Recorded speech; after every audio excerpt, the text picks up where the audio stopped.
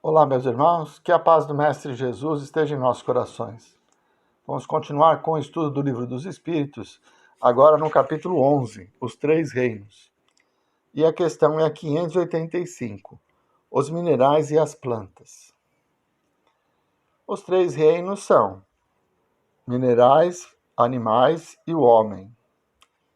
Então, você tem essa diferença entre o comportamento de cada elemento desses reinos. E é isso que Kardec vai abordar nessas questões. Então, a partir da questão 585, os minerais e as plantas, ele vai fazer conjecturas, né? Pedir explicações sobre o comportamento e a sensibilidade de cada ser nesses reinos distintos da natureza. Vamos lá, então? Que pensais da divisão da natureza em três reinos, ou melhor, em duas classes, a dos seres orgânicos e a dos inorgânicos? Alguns fazem da espécie humana uma quarta classe. Qual dessas divisões é preferível? Dependendo do ponto de vista, todas são boas. Do ponto de vista material, só existem seres orgânicos e inorgânicos. Do ponto de vista moral, há evidentemente 4 graus. Então, do ponto de vista material, nós temos dois tipos de matéria. A matéria inorgânica, que é aquela que não tem vitalidade. Então, uma rocha, areia, enfim. Os minerais, ferro e tudo aquilo que está ali à disposição, mas que não tem ação direta na sua existência. Então, uma pedra não vai se multiplicar e fazer duas pedras. Não, uma pedra é uma pedra. Tá? Os seres orgânicos são aqueles que têm vitalidade. Então, uma planta produz uma nova planta, um animal produz um novo animal. Então, eles têm essa capacidade de multiplicação. E tem o que a gente chama de vitalidade, quer dizer, uma pedra não pode ser morta. A pedra é a pedra. Mas uma árvore pode ser morta. Se você cortar seus galhos, cortar sua raiz, ela vai morrer e perder a vitalidade. Então, esses são os conceitos, né, de orgânico, que é um ser que tem vitalidade, que tem a possibilidade de morrer, vamos colocar assim, e o inorgânico, que são seres que não têm essa vitalidade. Eles são o que são e vão permanecer assim. Esses 4 graus apresentam, de fato, características bem distintas, embora seus limites pareçam confundir-se. A matéria inerte, que constitui o reino mineral, só tem em si uma força mecânica. As plantas, embora compostas de matéria inerte, são dotadas de vitalidade. Os animais, também compostos de matéria inerte, igualmente dotados de vitalidade, possuem, além disso, uma espécie de inteligência instintiva, limitada, e a consciência de sua existência e de sua individualidade. O homem tem tudo o que há nas plantas e nos animais, domina todas as outras classes por sua inteligência especial, indefinida, que lhe dá a consciência de seu futuro, a percepção das coisas extramateriais e o conhecimento de Deus. Então, as 4 classes seriam essas, né? Inorgânico e orgânico, dentro dos orgânicos, vegetal, animal e o homem. As diferenças estão na capacidade de escolha, no raciocínio. Então, a planta não tem nenhum raciocínio. Ela existe. Ela cresce, ela se multiplica, mas não sabe por quê. Não existe nenhuma inteligência nela. Os animais, eles atuam na natureza pelo instinto. Então, eles têm uma inteligência rudimentar, que seria o instinto. As próprias necessidades físicas, orgânicas, fazem com que ele tome ações, tome atitudes. Então, o acasalamento, a fome, a caça, são todos instintos que estão relacionados com a sobrevivência daquele ser. E a quarta classe, que somos nós, que temos a capacidade de escolha, temos também o instinto. Nosso corpo também sofre influência dos hormônios, né? mas nós temos a razão. Então vamos raciocinar, decidir. Então, uma mulher que entra no ciclo de fertilidade, não necessariamente ela vai querer engravidar. Ela tem a escolha, se é o momento, se não é, se já é casada, se tem um parceiro, enfim. Já uma fêmea de uma espécie animal, quando ela entra no cio, ela vai acasalar, porque é essa a natureza dela, para perpetuar a espécie. Então, essas são as diferenças entre as quatro classes a que Kardec se refere aqui. 586. As plantas têm consciência de sua existência? Não. Elas não pensam, só têm a vida orgânica. Então, a planta não pensa.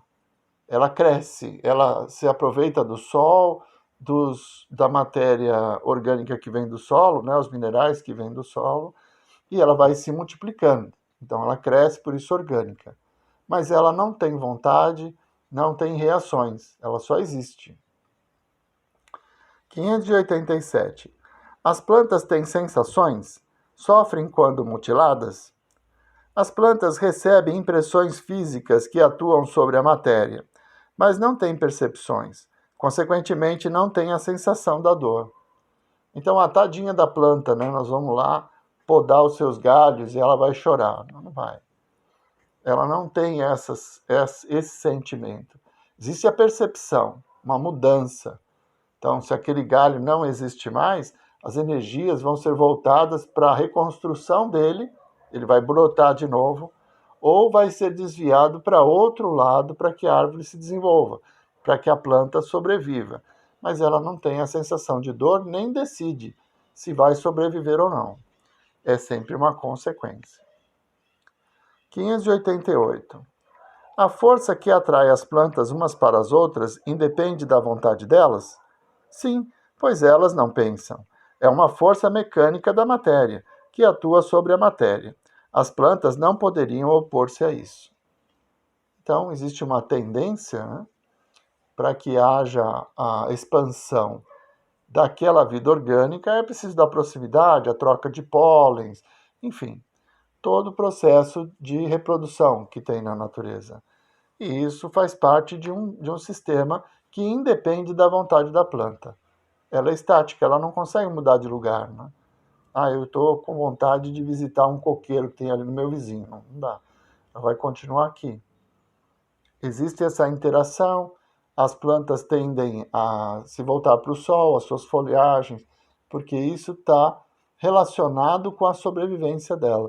Mas não chega a ser nem instintivo, tá? É só vitalidade mesmo.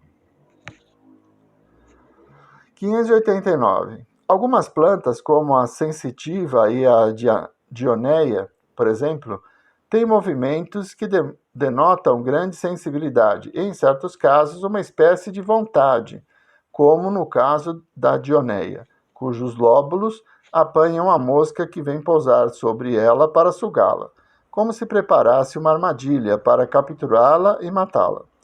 Essas plantas são dotadas da capacidade de pensar, têm vontade e formam uma classe intermediária entre a natureza vegetal e a natureza animal? Constituem a transição de uma para outra? Tudo é transição na natureza, pelo simples fato de que nenhuma coisa se assemelha à outra, embora todas se relacionem.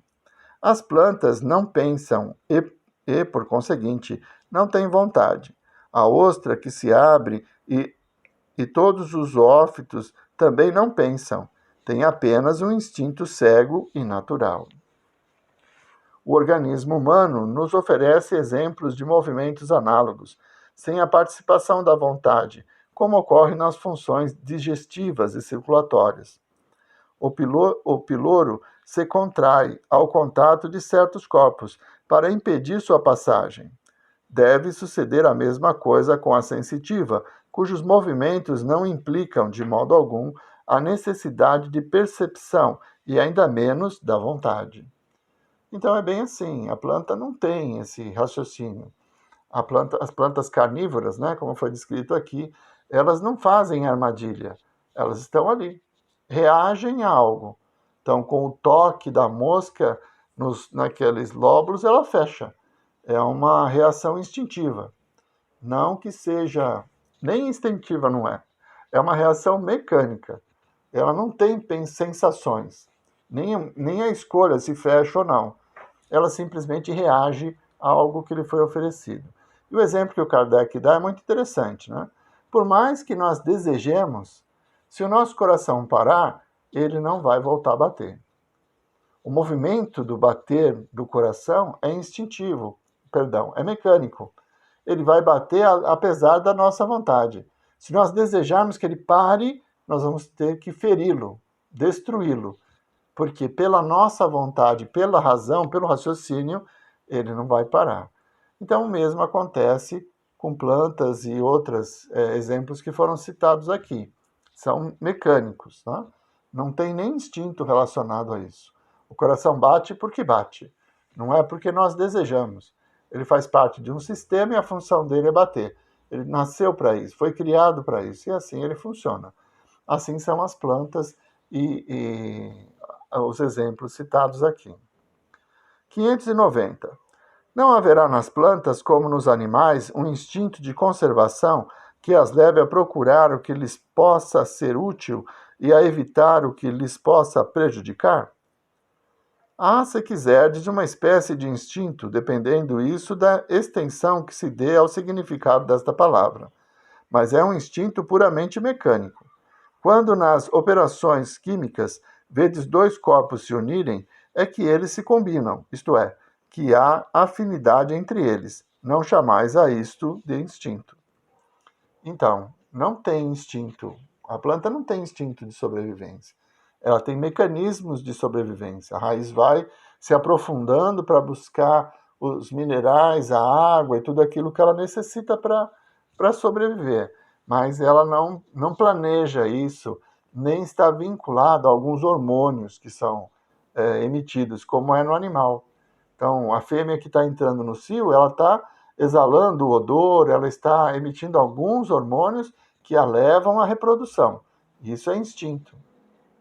É o efeito químico das transformações do corpo na razão. Tanto que a fêmea ela não vai acasalar com todos, ela vai escolher um que vai ser o seu parceiro. Normalmente, para a perpetuação da raça, é o mais forte, que acaba se colocando nessa posição, mais saudável. Mas a fêmea ainda assim pode escolher o seu parceiro. Isso é instinto. A planta não. Ela sobrevive. É mecânico.